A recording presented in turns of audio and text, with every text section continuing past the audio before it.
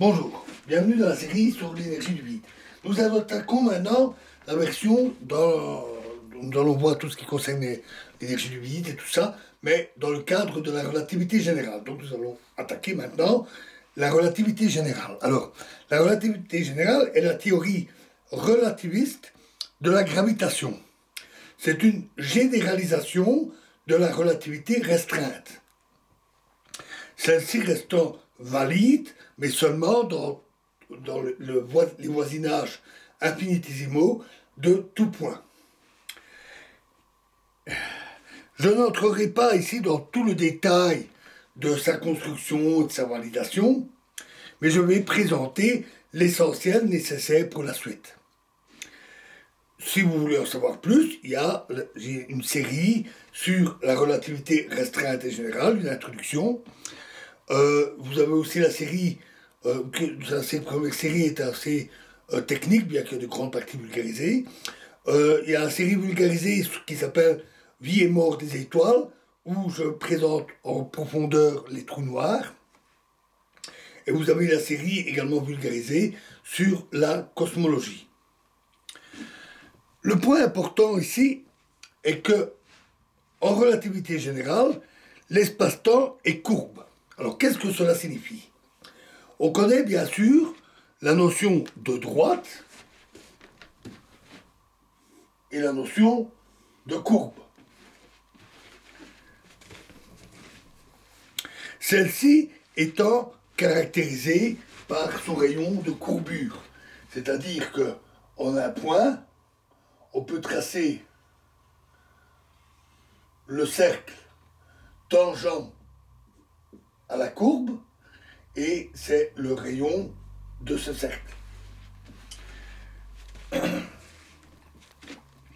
Et cela donne le rayon de courbure, qu'on emploie par exemple dans les chemins de fer ou dans la construction routière, où on dit qu'on ne doit pas avoir des courbes plus avec un rayon de courbure trop petit, parce que ça serait dangereux pour tourner, que ce soit un train ou une voiture. On parle aussi de la courbure d'une surface. Une surface quelconque, comme une feuille de caoutchouc qui serait toute distordue. Donc, une surface peut avoir une courbure. L'exemple emblématique de surface courbe est la sphère.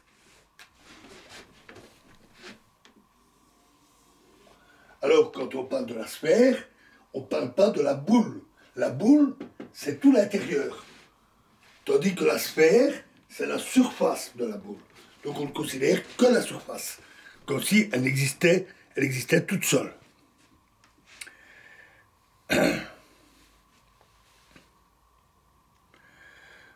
On peut aussi définir les courbes d'une surface en définissant les rayons de courbure minimum et maximum, dit courbure principale, de deux lignes sur la surface passant par un point. Donc, si on a un point, on détermine que la courbure maximale est comme ça et la courbure minimale comme ça. Ces deux rayons de courbure donnent la courbure de la surface en ce point.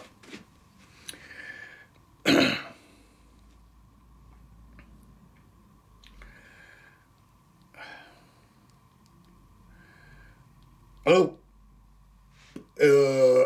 pour la sphère, bien sûr, c'est juste le rayon de la sphère, les deux courbures étant identiques. Alors, il faut distinguer deux types de courbures. La courbure intrinsèque et la courbure extrinsèque. Alors, qu'est-ce que c'est? La courbure intrinsèque concerne la géométrie, les propriétés géométriques de la surface, puisqu'on parle ici de surface. On va vite y revenir. Alors, une géométrie qui est alors différente de celle du plan. Ce plan qui est bien connu, la feuille de papier. La courbure extrinsèque concerne le fait que l'objet courbe est plongé dans un espace plus grand. La courbe sur une feuille, la sphère dans l'espace réel, comme un ballon posé sur une pelouse. dans l'espace ordinaire à 3 dimensions. L'objet est alors courbé par repliement dans cet espace. Comme si je prenais une feuille et que je la replie dans l'espace. Et c'est toujours une feuille.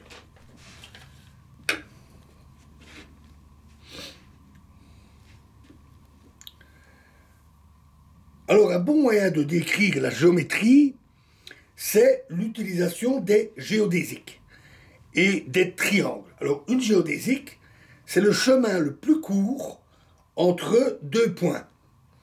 Sur une feuille, le chemin le plus court entre deux points, c'est juste la droite qui joint ces deux points sur une feuille plane.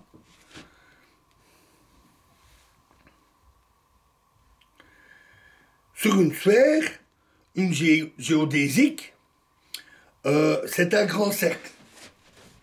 Prenons la sphère ici, ce sont des grands cercles comme l'équateur. Donc c'est les plus grands cercles que l'on peut tracer autour de la sphère, l'équateur ou alors les méridiens.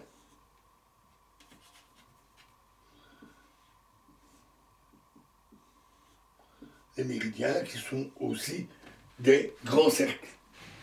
Alors pas les parallèles. Les parallèles, à part l'équateur, rétrécissent au niveau du pôle, ce n'est pas les plus grands cercles. Et les grands cercles, le chemin le plus court sur une sphère, sur la sphère, hein, pas dans la sphère, mais sur la sphère, le chemin le plus court entre deux points, c'est un arc de grand cercle. Quelque chose qui est bien connu en aviation ou sur les cartes, ils parlent de l'oxodromie. Alors la géodésique, c'est la généralisation naturelle de la droite. Imaginez une ligne de chemin de fer qui suivrait tout l'équateur. Notre ligne de chemin de fer est comme ça, elle fait tout le tour par l'équateur. Maintenant, si vous êtes au sol, tout près, à votre taille, vous ne voyez pas la courbure de la Terre, elle est trop grande. Et de près, tout ce que vous allez voir, c'est des rails bien droites. Mais en les prolongeant, de proche en proche, toujours en rajoutant des rails bien droits à cette petite échelle, encore et encore, on finit par faire tout le tour de l'équateur, et on fait donc le tour de la Terre, on trace un grand cercle.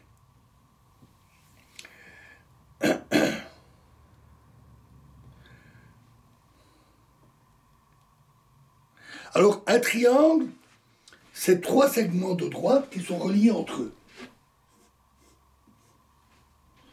Et bien entendu, on généralise à un espace courbe, un triangle sera formé de 3 portions de géodésique.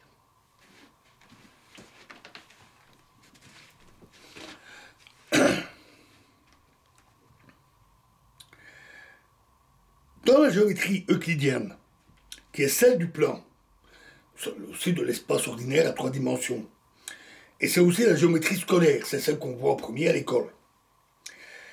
La somme des angles au sommet du triangle fait toujours 180 degrés. C'est quelque chose qu'on apprend à l'école. Par exemple, le triangle droit isocèle, donc les deux mêmes côtés ici. Ici, on a un angle droit, 90 degrés. Ici, des demi-angles droits, 45 degrés, 45 degrés. Et 45 plus 45 plus 90, ça fait 180. Et c'est toujours le cas.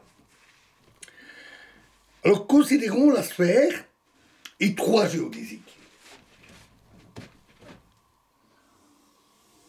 On va prendre l'équateur,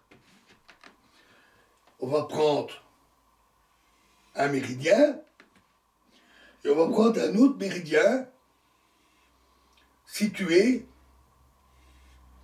à 90 degrés. 90 degrés est, par exemple. Donc on peut prendre par exemple le méridien Greenwich et un autre méridien situé à 90 degrés est de longitude. Alors il est clair que ces méridiens coupent l'équateur à angle droit, Et en plus, comme c'est des méridiens à 90 degrés, l'angle au pôle est également un angle de 90 degrés. Et 3 fois 90, ça fait 270 degrés.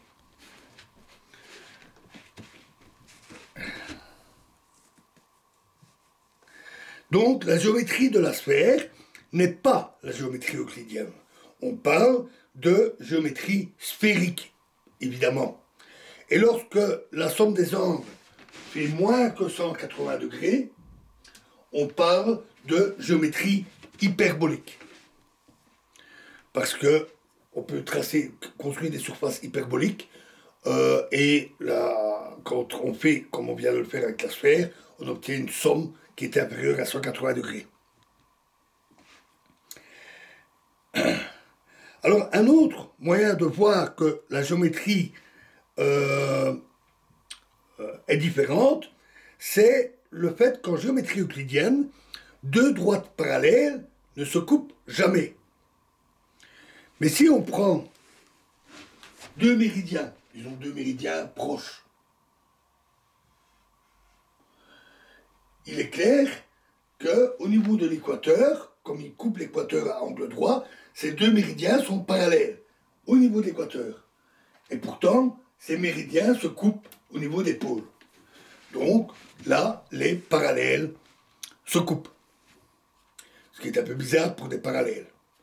On dit plutôt généralement, pour être plus rigoureux, que dans la géométrie sphérique, il n'y a pas de parallèle. Si ce n'est localement, donc près de l'équateur. Alors considérons maintenant un cylindre.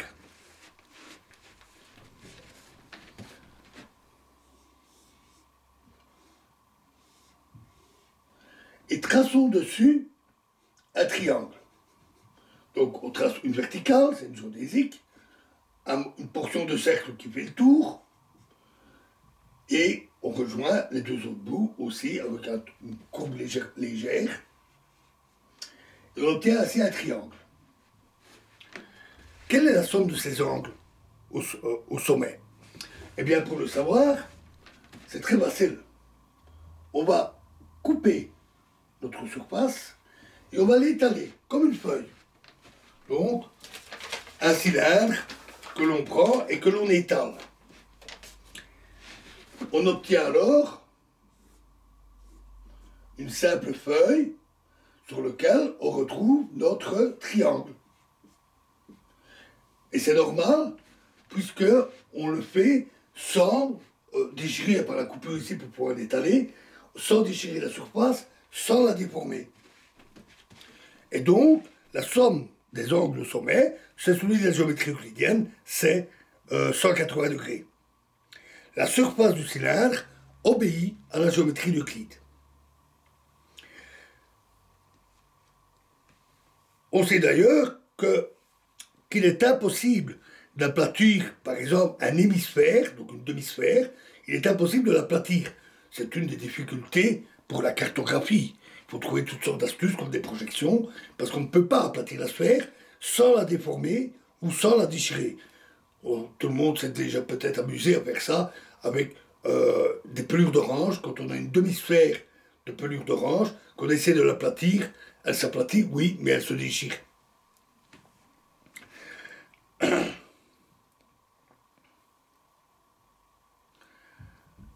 Alors, on dit que le cylindre a une courbure extrinsèque, puisqu'il est recourbé dans l'espace ordinaire, tandis que la sphère a par contre une courbure intrinsèque. Elle en a aussi une extrinsèque, puisqu'elle est manifestement courbée dans l'espace, comme le ballon dans l'espace ordinaire. Mais elle a aussi une courbure intrinsèque, car sa géométrie est différente. Alors, en relativité générale, on va parler de courbure intrinsèque de l'espace-temps. Alors pourquoi? Mais parce que la courbure extrinsèque concerne des objets qui sont plongés dans un espace plus grand. Et on recoupe, on replie ces objets dans cet espace.